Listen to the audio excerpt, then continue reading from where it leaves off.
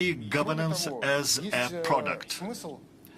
And I think it stands to reason to establish some kind of offices of digital cooperation, something to complement the available system of promoting our products already. And these digital offices will be primarily responsible for the export of digital IT solutions.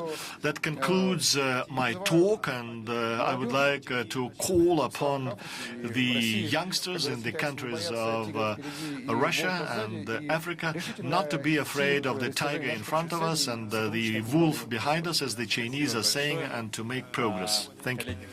Thank you very much. Colleagues, I believe you've touched upon a very important subject in what relates to the transfer of competences and the competences in digitalization, the state governance. That's something I wanted to ask Anastasia Pavlenko, our next speaker, about.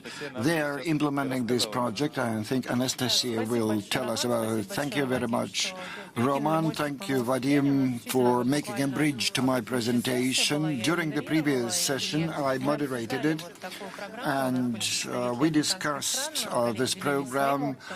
My African colleagues shared their experience in digitalization of governance, and we provided our program. The purpose of the program is to transfer the legislators and the civil servants in Africa the Russian experience, unique Russian experience of digitalization of governance and the necessary changes in the legal framework to digitalize. This will be a number of events. The first event will take place this fall in St. Petersburg. 40 representatives of the state authorities of African countries will be trained. These are the decision makers who will regulate and develop digital governance in their country. The training will be in several areas, or rather, this will be an exchange of experience. In several areas where we have something to share with our colleagues, because in these areas the Russian experience is advanced and the Russian companies are ready to share their experience. This is digital services, cybersecurity, IT infrastructure, education, digitalization, telecom solutions, and so on. And the program is made jointly with the Higher School of Economics. So the professors from the Higher School of Economics will read lectures and provide master classes, and also the Russian high-tech companies' representatives will share their experience. So colleagues from African countries will talk about their challenges in the area of governance. Why did I support this program? In a few words, I will reconfirm Vadim's words that Russia has been leading for several years in all of the global ratings in digitalization of governance and developing digital authorities. The state services site is in the top of all the sites that represent the law. And colleagues from Rostelecom shared their experience. They say that there's a record number of cyber attacks against our sites, and these attacks are successfully repelled. So we have a unique experience in cybersecurity. Probably no other country has such experience. And these achievements mean the digital services are very well developed in Russia. So the Russian Russia is getting the highest places in all those global ratings. We were not oriented towards the successes of other countries. We provided our own solutions. And again, I will reconfirm Vadim's and Mr. Minister's word that Russia has reached digital sovereignty and decreased its dependence on Western companies in the most important sectors of economy. So the Russian experience may be in demand in Africa because the independence from Western IT solutions will allow African countries to preserve their digital and general sovereignty.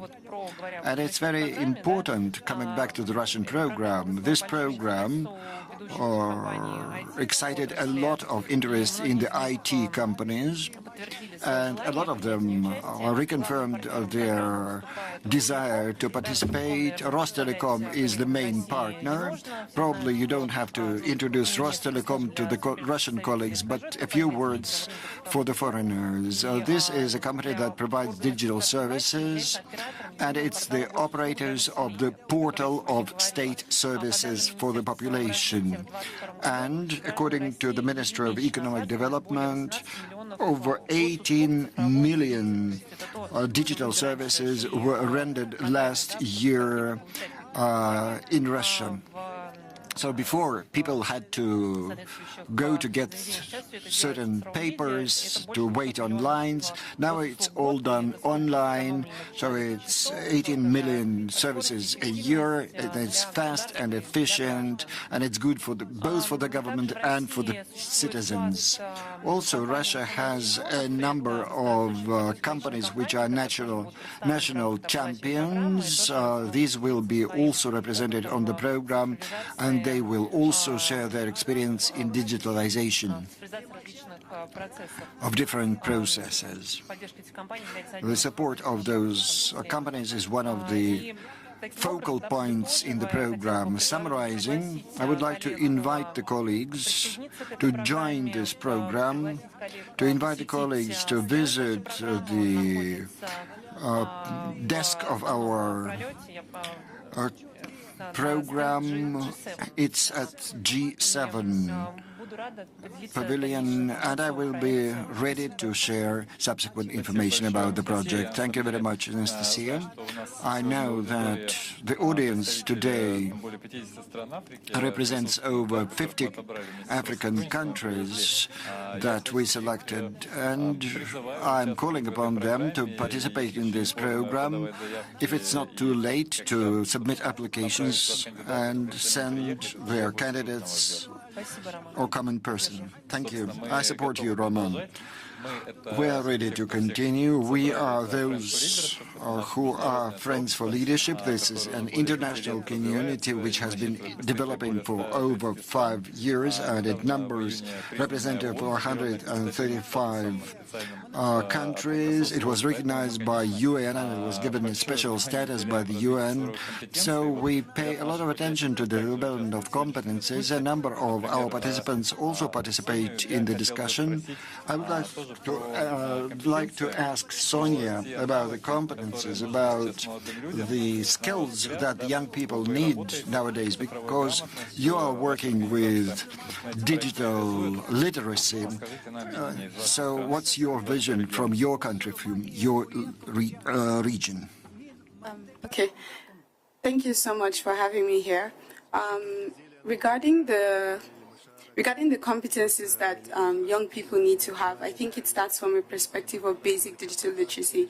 And what this means is, while mobile penetration in Africa is on the rise, we find that a lot of people are unable to, complete or participate or interact with technology to the end as they should, because of a gap in basic digital literacy. And what this means is, you might find the person who is able to, for instance, use a mobile phone. They can make calls, they can send They can take pictures, send tweets, but then they will be unable to, say, send an email, or they will be unable to complete an application online or something like this.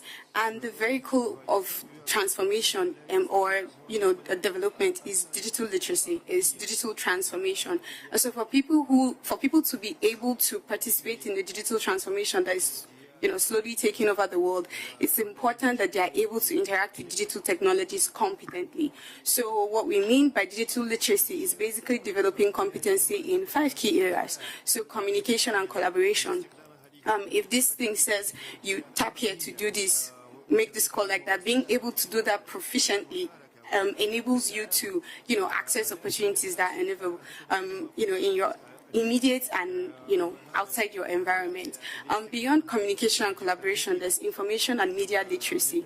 More than ever before, because of the rapid digital transformation, there's information about everything online. However, being able to sift through that information and find information that is not only relevant but true, as in factual for you, is important to accessing information. So if somebody says, oh, this program is open, you should be able to apply, but you have to pay a fee. As a digital literate person, you would know better than to just, go through that process. You can actually find out, is it true? How much do I need to pay? Where do I need to go? And things like that. When I was traveling here from Nigeria, when I got to the airport in Nigeria, they told me that I needed to get vaccinated. And I was unaware. I was also upset because I felt like I should know better. As somebody who is digital literate, I should have actually gone online, like, okay, what are the requirements? What do I need to do? What do I need to have? And that's how being digital literate gives people an edge in not just their society, but to compete globally. Beyond information and media literacy, there's also software device and troubleshooting components. Have you ever seen a person who gave you a phone and said, it can't make calls anymore, I don't know what's wrong with it? So they have this device, and yet, for some reason, they are unable to do everything that they should be able to do with the device. Of course, that doesn't include our parents, because they're from a different time. But, young people should be able to operate devices, not just mobile phones, whether that's laptops, whether that's computers, but to the extent for which they were created. If this is a printer, we should be able to print, with it. If the producers of this phone say, oh, you can take us to Mars, then we should be able to go to Mars with it. We shouldn't settle for using the barest minimum of these devices.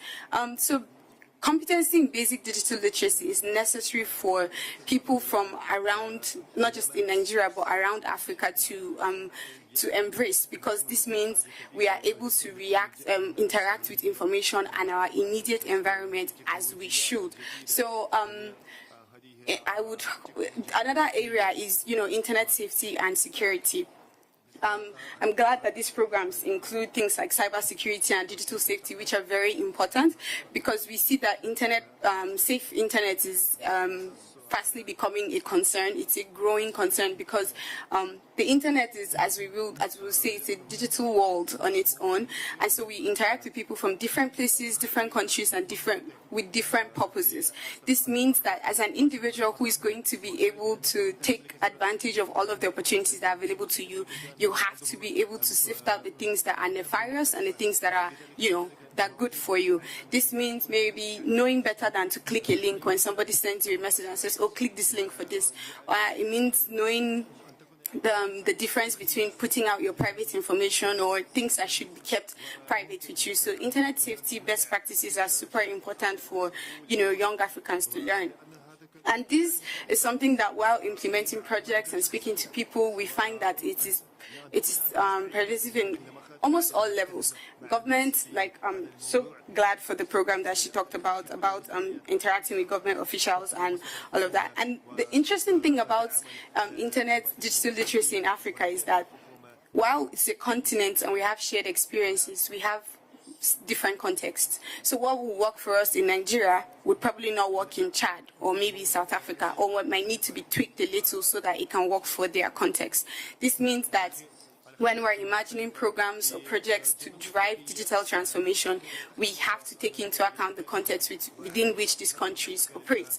So even in Nigeria, in different states, I can go to, say, Lagos State, for instance, and it'll be okay to assume that the digital literacy level of students or individuals in Lagos State is higher than that of maybe another state in the north or in the north central or in the west or anywhere else really. And sometimes it will be interesting to find that the reverse is the case. So it's important for us to conduct needs assessment. Where are these people currently? What can they do? What can they do? How can we help them? What is the best way? So that means we have to, include a multi-stakeholder approach.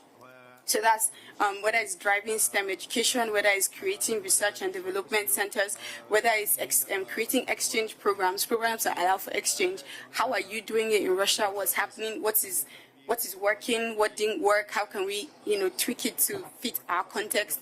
Whether that's that, then, we will have conversations and take what works for us and, tweak it to be something that we can share that can drive transformation. But at the basic level, what Africans and particularly Nigerians need to be learning is basic digital literacy skills. What can I do? How can I interact with people? Even as simple as you can have an opportunity and it connects you with somebody around the globe, and this person says, "Oh, hey, look, I need you to write a script for me or direct a movie for me, and I'll pay you so and so." And then the question becomes, how do I get the money? There's all this,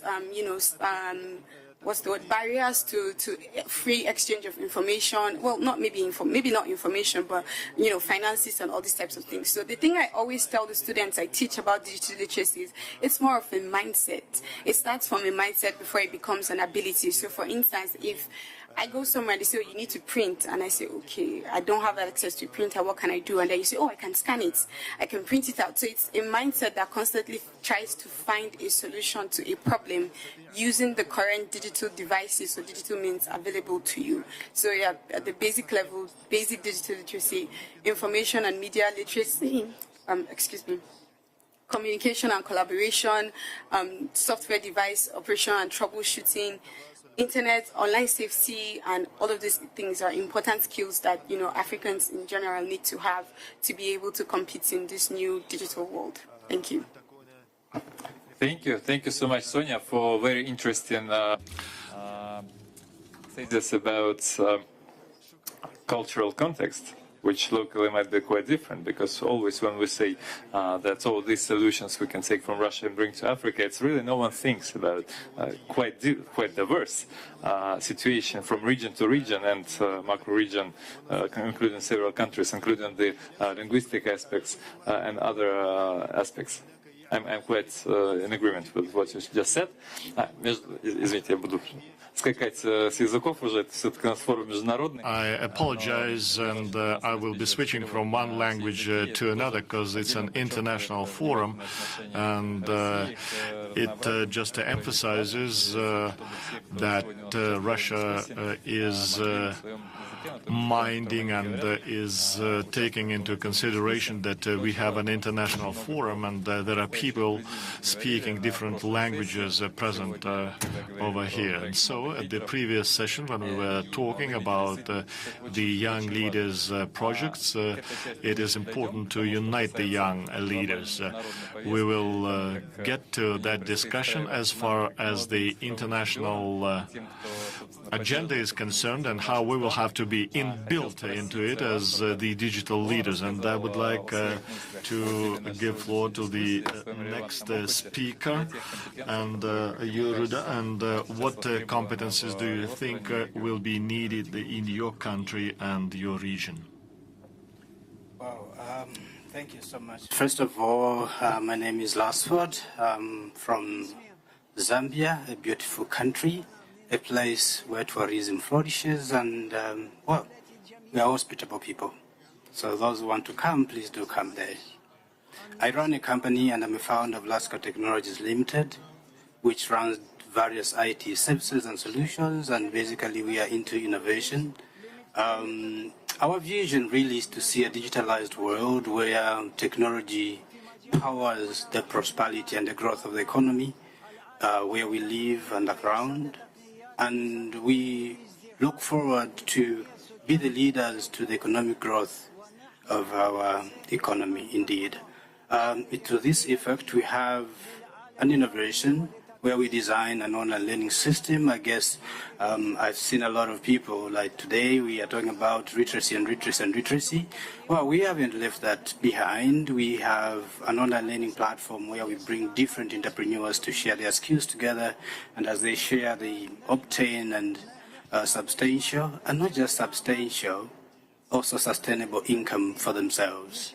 And so I'm going to speak from that angle, and I will mind my language, not to be technical, but look at that objectively. So the question is, what type of skills do we need in Africa? Well, that's a very good question. Sonia has looked at the basic aspects, and mostly Vadim and Anastasia have really brought out a lot of skills that we need, such as cybersecurity, the AI, and other services that we need. But allow me to bring out something into context. First of all, if we are to work together at a sustainable level, I always believe in having a backbone. The backbone of technology is what will sustain our dialogue. It is what will sustain our technology. And we will have to really look at two things. We have looked at capacity building, which is very, very important in various spheres. So let me not labor much on the type of skills we need, because I think the three speakers have done justice to the three. And so let me not dwell so much on that, because digital literacy has been brought in, and cybersecurity, artificial intelligence, robotics, all these have been brought in. But allow me to take an angle where we look at how best can we work together. And what backbone do we need for us to sustain the technology? I may have the skill. Unfortunately, if I do not have the tools to use, I'm not going to sustain it. So you're going to give it to me, and I'll forget it tomorrow. So if we, by all means, look at 2 or 3 things that we're going to bring out, then that will sustain our digitalization of Africa. Number one, if we invest in technology carefully, if we invest in technology, especially the green sector, and we can use the policy instruments, and I'll bring out 3. The cluster method, I can bring out smart specialization initiatives that we can utilize, and I can also bring out project demonstration. Now, I promise to keep my language straight. So cluster, I'm looking at how can we identify the ideas that are related and correlated together, bring them together and join forces with those initiatives, and then find a way to support them. So if we can cluster these ideas together, I am saying I'm into e-learning. There is another one here that is into e-learning, because that is what we are doing. And so if we can use that method, bring the people together, we'll be able to sustain an initiative that is being birthed. And I talked about smart specialization initiative that we can utilize, where we identify the people, we go into Zambia, identify the skills, and the skills that we identify in that particular country, we harness we address that skill and begin to support it from the local objective. She mentioned about being specific in a particular country or whichever area you're coming from, but we can identify these particular skills that are coming from that particular region, bring them together to a point where it is homegrown and sustained. So I'm talking about clustering things from a particular region. I'm talking about identifying the skills and the abilities that we have within our region, and then be able to come up with something positive. I talked about project demonstration initiative. I am glad that you are doing so. But there are initiatives like what we are doing, the e-learning initiative. We have different initiatives that young people are generating. And I might mention, the African youth are thinkers. We have ideas. We have the innovation within us. We have the ability. We have the capacity.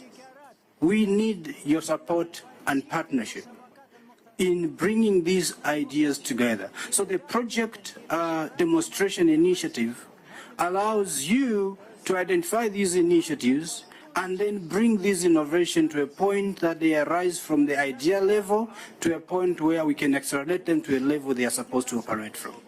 This way we are going to sustain our technology and the digitalization of Africa. I don't believe in being given in Shima and then tomorrow I start looking for Miramio. Show me how to look for a Miramio. Show me how to develop something so that I can sustain it. And if it is homegrown, bottom up, it becomes strong. The other area that we can do is to invest strongly. And I'll be very, very specific before my time. You didn't give me my time, Mr. Roman. Thank you. All right, so boost into ICT technical skills. Now, I'm not going to talk about the basic skills. I'm talking about the infrastructure of our IT systems. Our computers in Africa are very expensive. And it is very true because they are manufactured from outside. So they're expensive.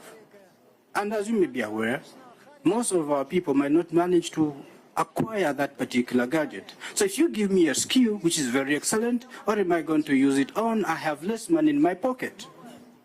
And therefore, if we can consider investing in Africa in form of computer manufacturing plants, bring one in Zambia, take one in Malawi, take another one in Congo. Well, we have resources. For your own information, we have minerals, we have plenty of land.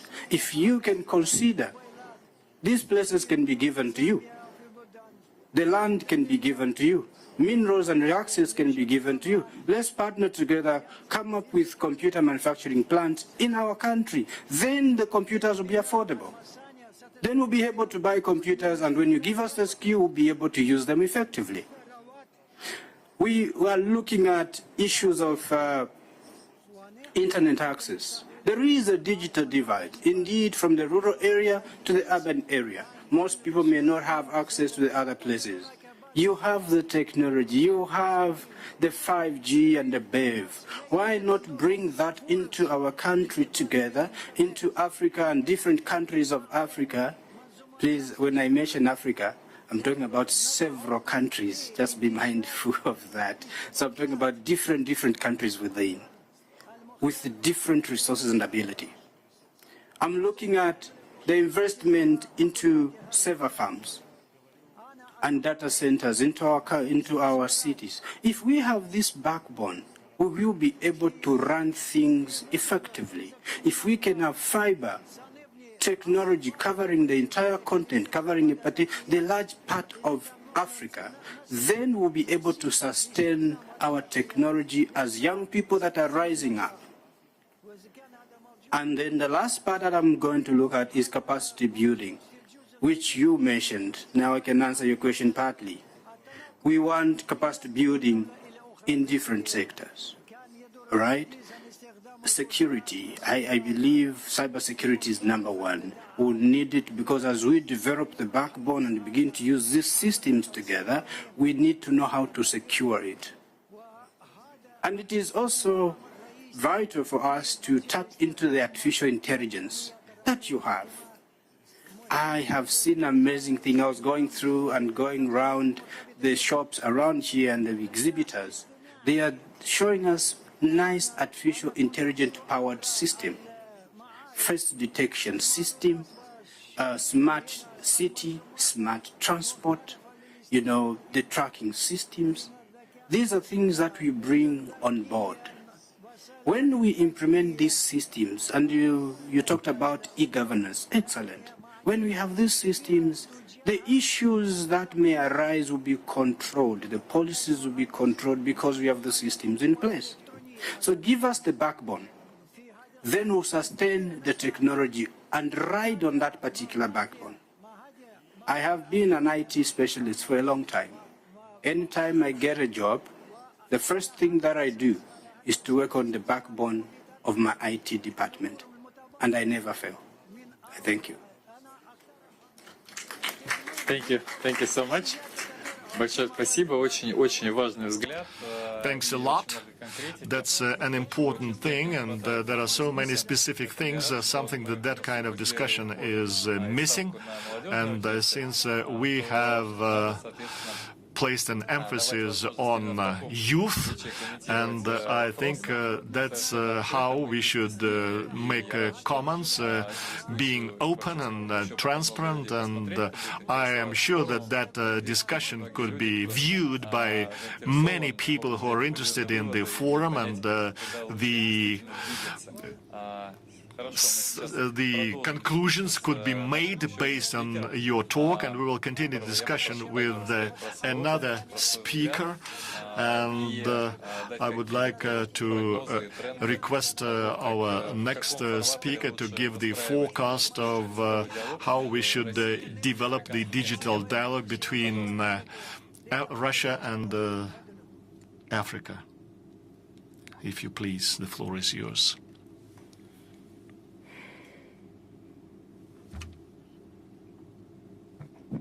Yes, thank you very much.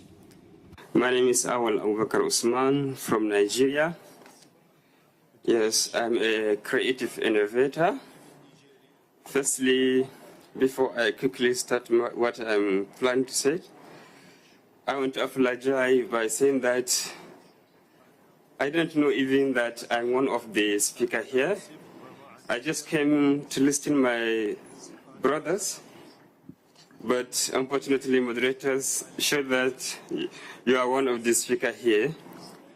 So I quickly highlighted 6 problems that we, Africa, we are facing, and we want international organizations like you to come and cooperate with us so that if we address these issues.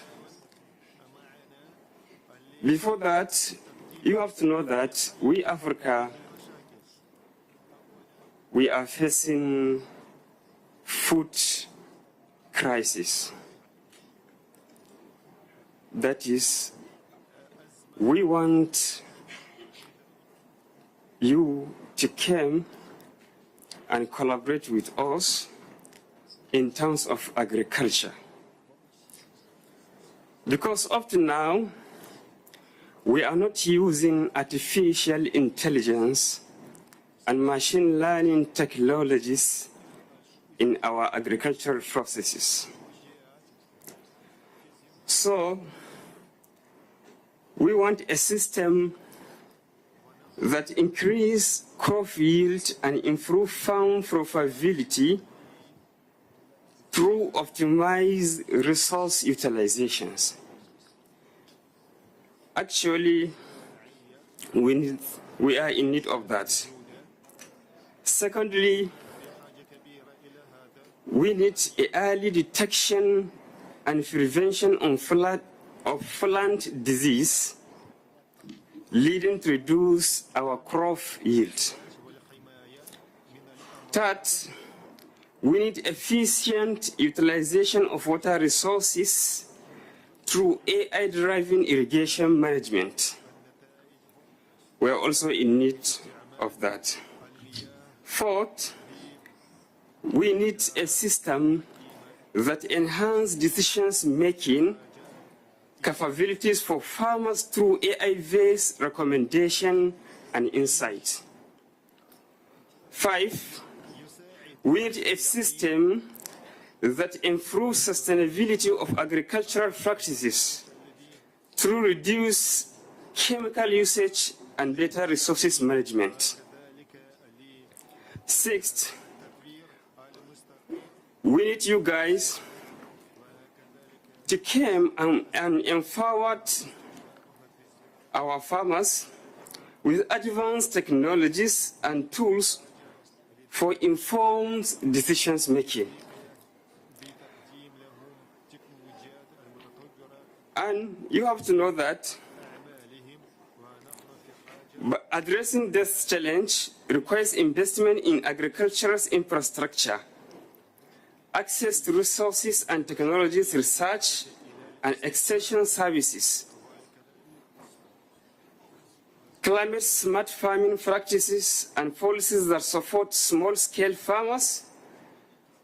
Additionally, solution to food shortage in Africa. Of course, we need you to come Africa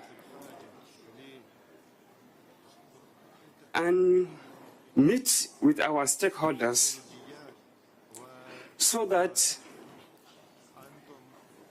we can out of food crisis. Of course,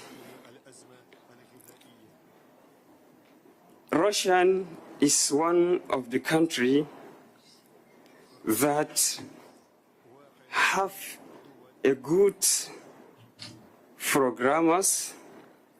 You have a good technologies. You have almost a good systems that improve our day-to-day activities. So we, Africa, we need you to come and help us in terms of these things. I think with this short introduction, I may say thank you. Спасибо. Thank you so much. Thank you very much.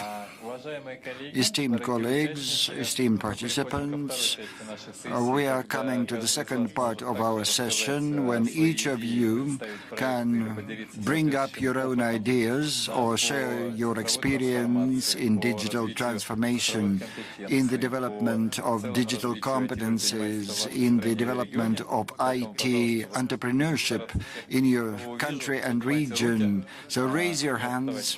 Well, please introduce yourself and please be very brief. Good afternoon. Should I speak Russian or English? Yeah, there's interpretation. Okay. My name is Veronika Kalnaus. I represent Point company. We are residents of Skolkovo and we develop AI in energy, in reading emotions in humans. We have 15 projects. We use the top-notch experts in different areas. We have a very good project in energy generation, which proved efficient. It is 6 times better than Siemens analogs. And if you are interested, I heard that there's some problems in agriculture and so on. And probably they use computer vision, and we can help you solve these problems. Colleagues, are you ready to answer these questions? This question? Do you have anything to say? Well, I will only comment. Really, we have the developments, and this may be one of the components of the box solution that I described that can be exported to Africa. I'm certain that you all know the concept that is proposed within the framework of sustainable digital dialogue provides not for a dependency on the solution that is being supplied. So it's not adaptation to standards, but a possibility to build your own ecosystem. And I see that you have that possibility. And I think the advantage of the IT solutions, the box IT solutions that I spoke about for exports into African countries. Thank you. I saw a question. Pass on the microphone, please. Yulia Nelubina, the Competence Center for Blockchain from St. Petersburg State University. And I would like to tell you and to invite you to collaborate in our project. This is an alternative channel for exchanging financial messages. Briefly speaking, it's an alternative to SWIFT system, which will allow banks from different countries to exchange financial messages without, well, fear of sanctions, or rather avoiding sanctions, because it's a decentralized ledger where the banks from different countries are equal partners. And if you're interested in this system, we can demonstrate it, we can speak in more detail, we can exchange experience, because we represent a competence center. That is, we do research, we teach people, we are open for collaboration on a free basis, and we will share all of our developments. We are open for any sort of cooperation. Thank you. Thank you for my alma mater. That is very pleasant, colleagues. Thank you so much. My name is Wilbert, founder of InnoBid, an e-procurement system, disruptive tech in Namibia that was founded last year. From my experience and based on the stakeholder engagements with government officials or organizations, I see that there's a reluctancy in government agencies accepting this digitalization of certain industries like the procurement systems, because of the transparency that comes with it. So the system that we developed actually uses artificial intelligence to detect price anomalies in bids. And when a bid is out of range, it actually raises a red flag and rejects such bids to go through the system. And we are currently testing the system with different users, but also have done some stakeholder engagements with government agencies and private organizations. You see that there is a welcoming part from private organizations. Private organizations are ready to accept it, and we have found a few companies that will actually run it into as just to enhance the solution before we can actually finally go on with it. But then with the government, you find that there's actually a resistance to some sort. So how can we actually introduce this properly to the government and have them accept them? And this is why I come in also on your point, Ms. Anastasia, that I think you should also look into the training that you spoke about, to not only include government officials, but also look into entrepreneurs that are developing this kind of solutions, so that they can actually work together with government agencies, just to do away with the corruption in procurement and everything of that sort. Thank you. Thank you so much. Пока вот туда. Yeah, let's diversify it. Let's diversify the geography. There's quite a lot of time. My name is Daniel. I come from Congo, Brazzaville.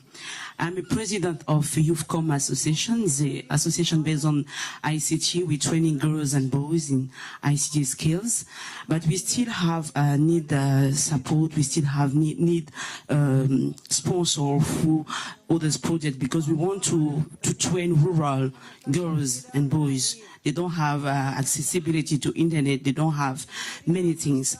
My question is, what is the plan that Russia is thinking about to help NGO organization to have some of skills, capacity building, or to help paying computer science, for instance, to train peoples or youth? Thank you.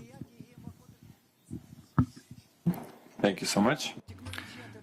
By the way, yeah, maybe any feedback, comment, or we continue the round of interventions if you want. Yeah, but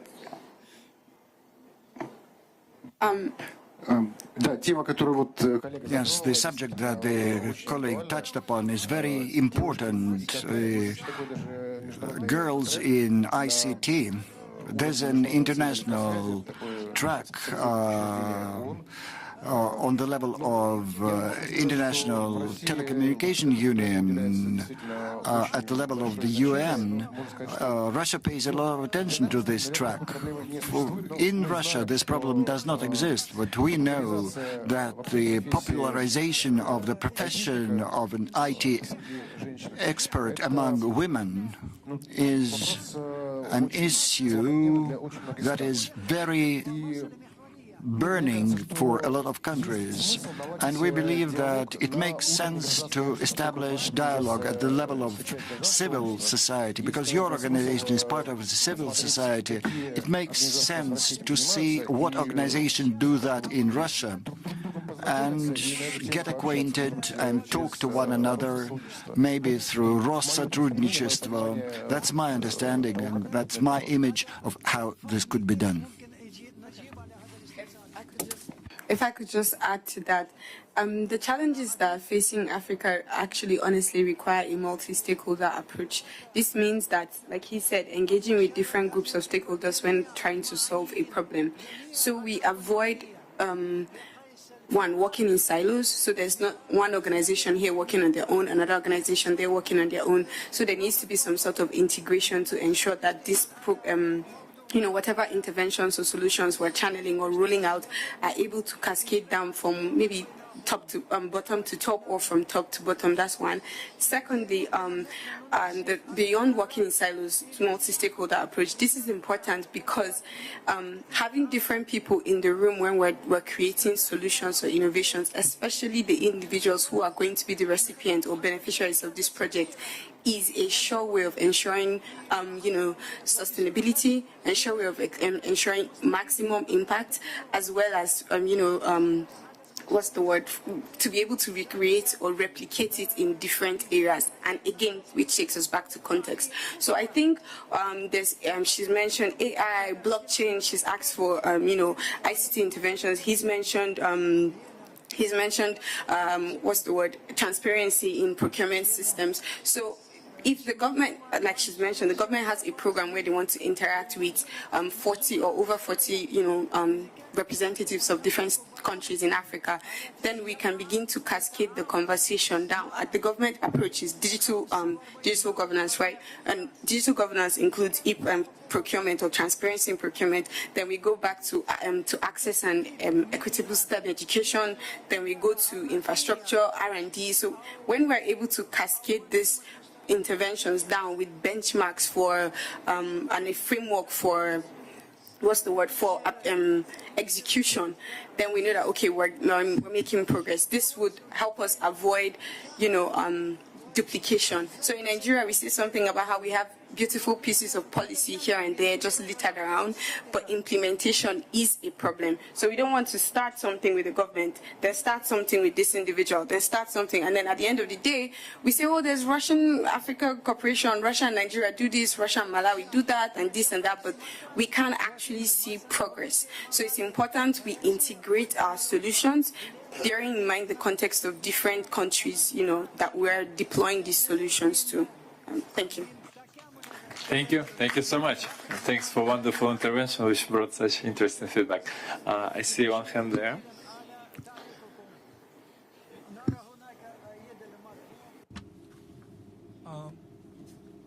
Thank you very much. My name is Eja David. I'm a student of Innopolis University, Machine Learning Engineering. And over the years, I have actually tried to implement a couple of solutions in Africa relating to machine learning. And I can talk about two products I've tried to roll out. The first one is in the health sector.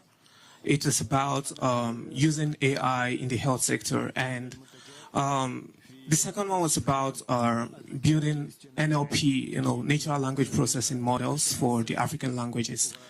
But the interesting thing is there is a common problem that I face, working on these two projects. And this problem is about data, and I just try to like bring it up because it wasn't spoken about in the conversation. The truth is, AI is as good as the data it was trained on. And before we can talk about implementing AI solutions in Africa, we need to look at how we can efficiently extract data from everyone, right, and quality data. So my guess is that we should pay more attention to extracting quality data. And the challenge with this is that there is a lot of grassroots areas in Africa where it may prove to be difficult to extract this data. So we should pay attention to implementing strategies and infrastructure that can seamlessly help us to, extract this data, to, process this data, and use this data to build efficient systems. For example, the speaker talked about agriculture, right? And this is also a project that has been ongoing in Africa and in Nigeria to be specific, for some time. And the major problem was the farmers were not really literate to understand, give out this data about the crops. And there are some peculiar crops to Africa because of the climate and this. So putting in measures in place so that we can actually get data from people like this and from areas like this would actually go a long way in building this sustainable digitalization that we talk about. Thank you very much. Thank you. Any feedback? Excellent. This tells me and proves to you, the people that are watching us live and those that are within, that African youths are thinkers. They are think tanks. All right? So consider us on the decision-making table. Just put us into consideration. Don't forget us. Now, one thing that I do when I came here, I look for policy direction whenever an innovation is being mentioned. And I think it is very, very important for us seated in this room. Just, I think some days when we came here, the beloved president of this country gave us a welcome message. I think it was on the paper. And I have a copy here. The first thing that I did is to rush to that particular message. And I was looking for policy direction in that particular message. The message that was given yesterday was also giving policy direction of Russia. So he says something that is amazing, and I'm going to quote something that we can learn from. Just give me not a second, because the second is in milliseconds. All right. So he says Russia supports the aspiration of Africa nations to secure socio-economic stability and advancement. It is important that over the past few years, cooperation between Africa and Russia has reached its new height. Now, this is where my point comes in. He says we intend to continue in this direction, working to boost trade and investment. So number one is trade and investment I'm looking at, then deepen cooperation and work together to address pressing issues as the fight against corruption, fight against poverty, training modern workforce, ensuring food security and tackling climate change, and other than the message goes. Why have I quoted that? It's because whenever the leader speaks, they give us a policy direction. Each innovator must be able to pick the policy direction so that some of the innovations we are doing are not stuck.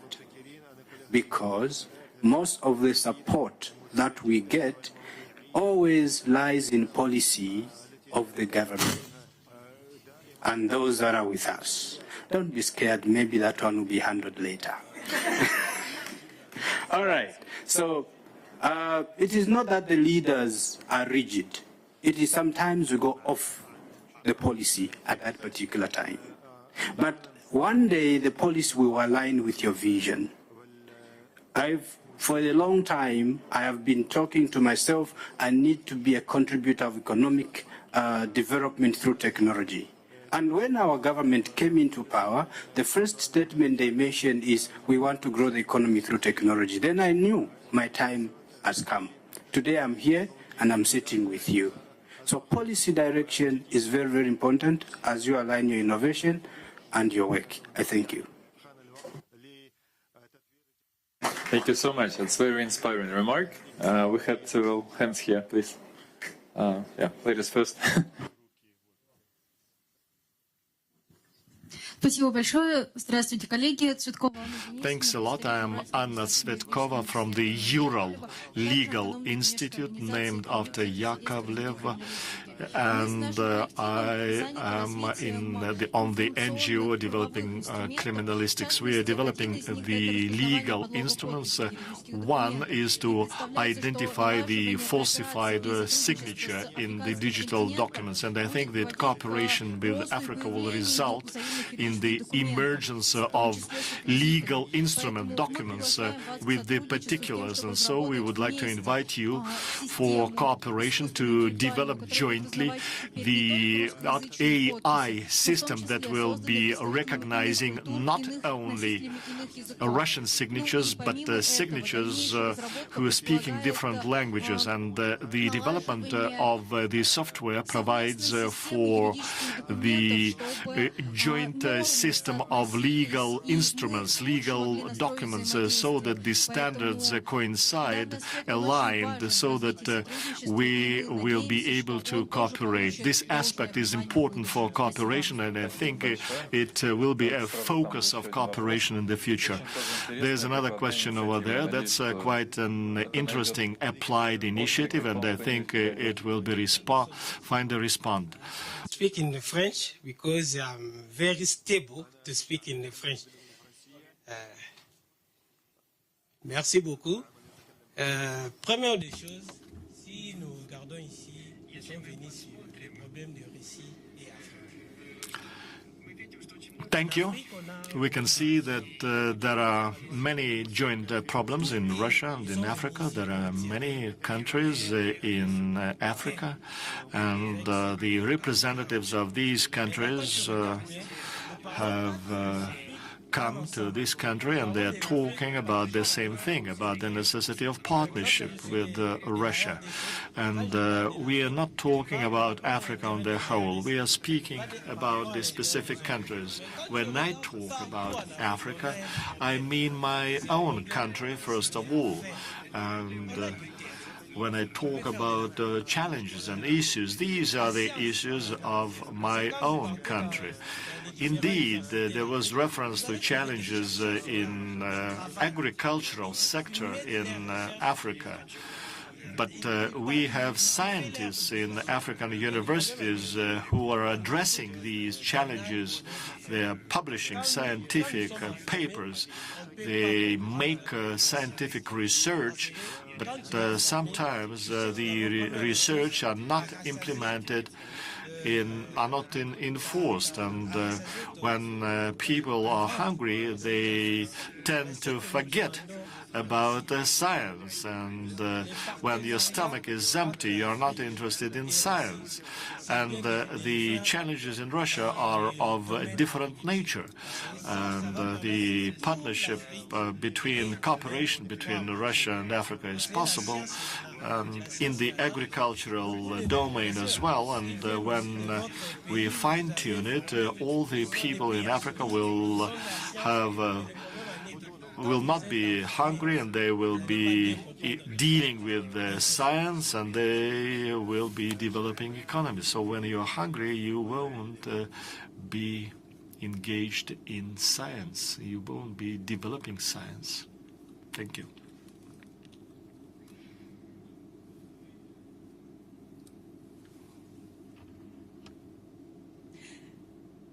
Thank you so much.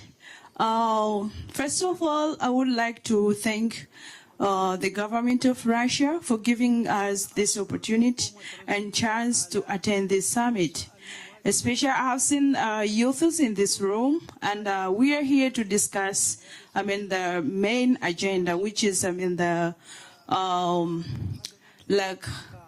a catalyst for any national development. We are talking about digital, we are talking about tech in general. And all the points are good. All the, the views are very good, maybe for improving where we are, and we just need to focus where we are going to. But the main concern on my side, we are talking about how we can maybe getting the practical and practical training, capacity building to the youths and other groups, but we forget about the reason. We forget about the source. The source, from my side, I see we forgot, the lower part. We forgot about the teachers, you see. We are talking about the teachers, the tech. I'm an engineer by profession, but I started to use computer when I was at the university, you can imagine. And I struggled a lot to be where I am now, you see. And that's the reason why I can say so many Africa, especially African countries, we are facing challenges, especially in digital and tech at large. Because we didn't have, the solid foundation for us to see or to reach where we're supposed to be.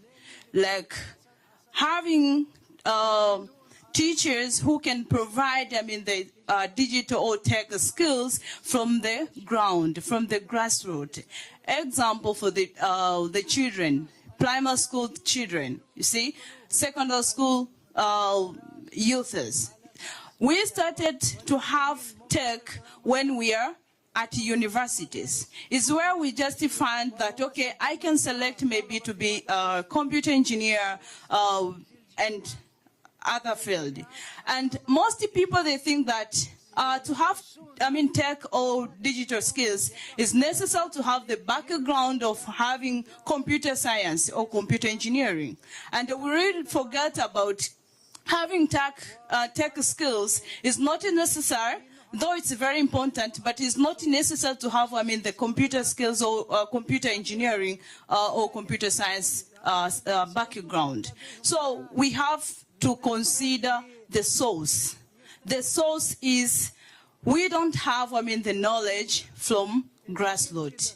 We don't have, the knowledge, especially for our teachers who are teaching us in primary and secondary school. They don't have, digital or tech skills. So we have to consider that. And this summit, let it be fruitful, especially for African countries. Let it be meaningful. Let us take action. We are youth. We are here to represent all youths in Africa.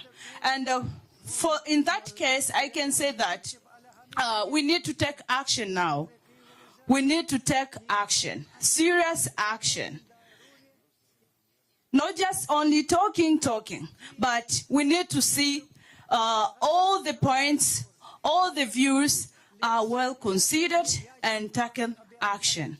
So that we can improve, so that we can see the real objective of us, to have the partnership, to have, collaboration between Russia and Africa. We really appreciate for your vision in Africa, and we are humble and honored to receive all the plans you have for Africa. But what we need to consider is looking forward to strengthen our relationship through actions. That's it all. Thank you so much.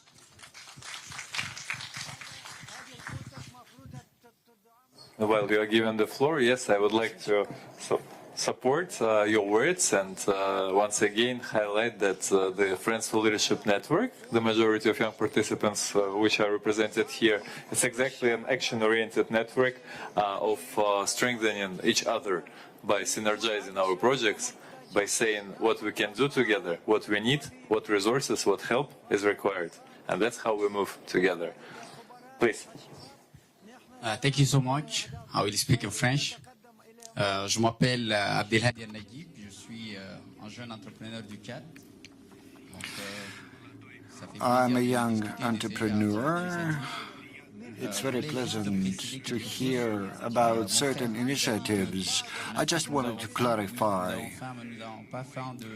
My brother has just said that we are hungry in Africa, but we are not physically hungry.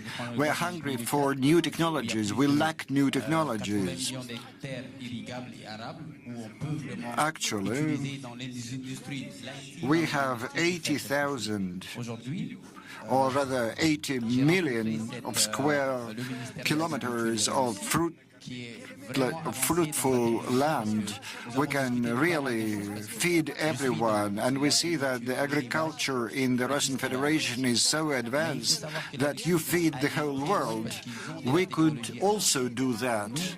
How did you make that progress? Because you have advanced technologies, and we now don't have those advanced technologies. We have 120 million of head stock.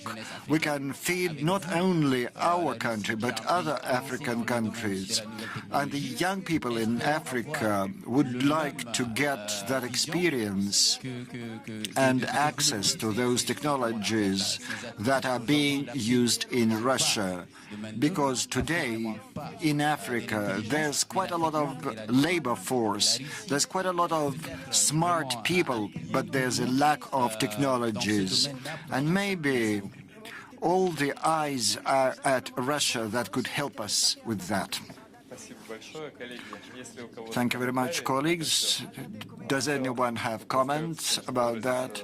Well, I fully agree with what you said.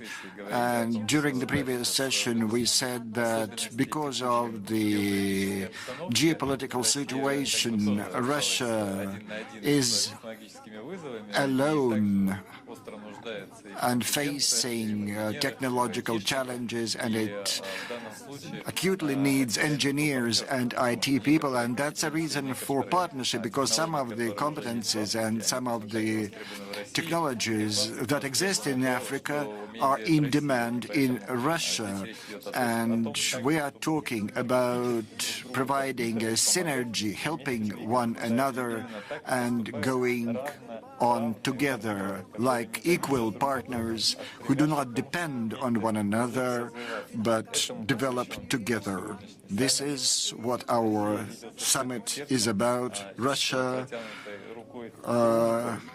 offers a hand of friendship, and our heart is open. It is not a time for neo-colonialist models or paternalist models. Russia needs Africa, and a number of African countries needs Russia in certain areas, and we as a new generation must find those areas and saturate them with specific action and specific projects. And so we are mainly talking about digitalization and IT sector, but it's a very good thing that other problems are being raised, and that adds really heat to our discussion. We'll try to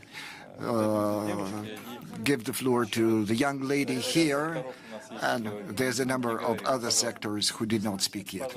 You're welcome. Bon, hello. I can speak in French. Bon, je vous remercie d'avoir pris la parole. Thank you very much for giving me the floor.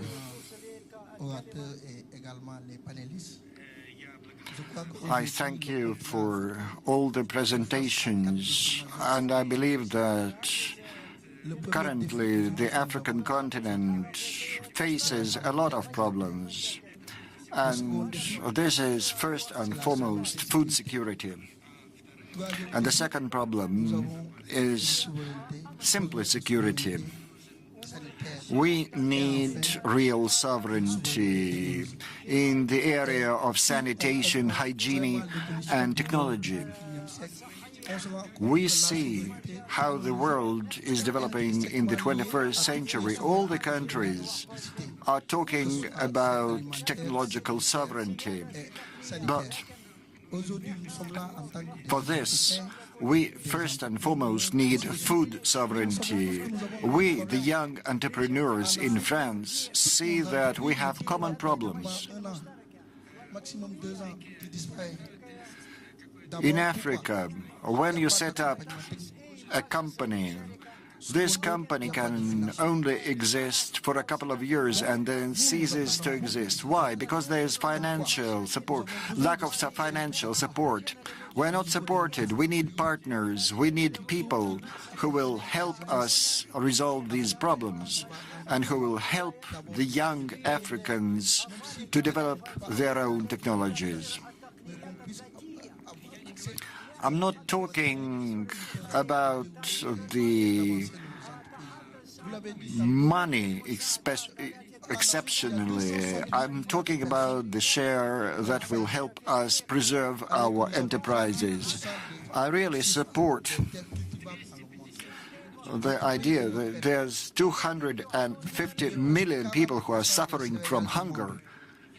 And if you look at Russia, it produces 40% of grain that is sold in the global market. And certainly Russia could feed Africa, but we expect assistance from Russia in every area, but we are constantly talking about the agriculture, and that's a priority. Really, the digital revolution is very important for us. It's very important for our new generation. The new technology, what we want and need. Thank you very much for giving me the floor. Thank you, that's important. We'll pass the microphone there. It's very important to understand that we should not live in parallel realities. When we are talking about digital and some people are talking about food, you need to understand that all that is interconnected, and when people are well fed, they will become philosophers and scholars, and they will create new technologies. That's true. You know the current geopolitical situation, you know who is doing what and why and how Russia counters it. And you know that we are in for success. We'll just have to wait a little bit. So Africa, in good partnership with Russia, will succeed.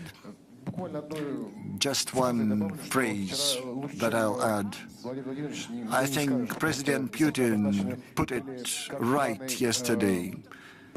He spoke about the supplies of grain, free grain. We are really open, we are really ready, and we'll do everything that depends on us. Thank you so much. My name is Malwal Bolkir. I am from South Sudan, and I am the founder of the African Youth Action Network, which is a youth leadership and peace-building organization that's fronting young people as agents of social and integral development.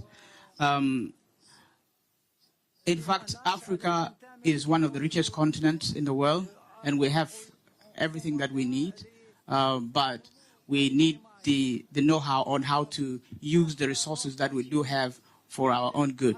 So the first thing that I would comment on is how do we make sure that from this we create our awareness on how do we learn and exchange and experiences from each other. What would Africa take from Russia? So, for example, Russia has the technological and digital advancement compared to Africa. So I think it's very important that there is need for more awareness on the continent about why it is important, because we are going into a digital world where technology and digitalization of the world will be one of the top priority right now. So I think knowing it from the continent that Russia is advancing that will create a lot of interest from a lot of countries and people and companies within the continent to learn from Russia and to be able to use it to promote better services and development in various part of the continent. So the other thing is digitalization that we are talking about right now is very far from some of the people within the continent. A lot of people talk about the context. There are some of the people within the continent that have never used a smartphone, and that is not a lie. Yet a lot of the minerals that is used for producing all of this, majority of it globally is within the continent. But a lot of people have never used smartphones. So I think there is need to create more awareness and at the same time to see what is it that the continent will learn, what can we learn, and how do we cooperate and build a relationship on the areas and that has commonalities and common values between the continent and Russia. Thank you. Thank you. Thank you so much. We have a question here, long awaited. Hello, thank you very much. My name is Veronica Chipa and I am from Zambia. So for me, there are two areas that I feel the IT industry also comes in. The first one is a war that the entire world is actually facing. This is the war against ecology. So it's no secret that Africa is really lacking behind when it comes to ecology. So it would be very interesting to see how Russia can partner with Africa to modify ecological systems. The second area would be to deal with fashion and designing. It's also not a secret to understand that fashion is one of the contributing factors to contaminating our environment and ecology at large. So I would like to think that if we can partner together using IT to tackle problems that deal with ecology as well as with fashion, then we are on for a better ride. Thank you. Thank you so much. I assume we are not in a position to comment this as we are running out of the... If you can give a short remark. Thank you. So just as final words to say, I would think it's important for us to keep two things in mind. That one, digital transformation is not separate from whatever other challenge. They are one and the same, just like Roman has said, really, that digital transformation is what's going to drive food security, to drive whatever the challenge that you think is most pressing for your country or for your context, it will be driven by digital transformation. That's how we're going to get there. And secondly, digital transformation really happens at different levels and stages. So we have e-governance at the top and down to the rural people, maybe it's access and inclusion, or at the middle it can be infrastructure. So digital transformation for different people mean different things. However, what is the same with digital transformation is that the effects can be felt at different levels by different people. So if digital transformation drives increase in food security, I don't need to know how to code or to have ever held the smartphone to feel the effect of food security. So that means that if digital transformation solves that problem, whether or not I know how to use tech, I have food. So that's why digital transformation really happens in different levels. So for somebody else, I don't need to hold the phone. I just need to have food. And so that's, I think, the mindset that we need to have, that digital transformation happens for different people at different levels. For me, my own digital transformation might mean access to broadband technology, 5G, or access to devices. For somebody else, it might mean access, inclusion and access. Let me just learn how to use a computer. For another person, it might be so it's the effects of digital transformation that I think we have to bear in mind, as opposed to direct involvement in driving, digital transformation. Thank you. Спасибо большое. Мне кажется, что вы как раз своим примером и своим выступлением... I think by your talk and your example, you made a perfect conclusion of this session, and we have run out of the time allocated for the session. We cannot mark time, and I would like to thank all the participants, and it was quite a dynamic discussion, and you can see that if we bring together the interesting people from different traits of life, and 1.5 hours will not be enough to give a chance to everybody to speak up their mind. But I think we worked well, and we made a worthy contribution into the summit of Russia-Africa. So we have pinpointed the challenges. We should address them commonly. We have contact information and we can continue working through the network I've been talking about, and the network that unites the young boys and girls.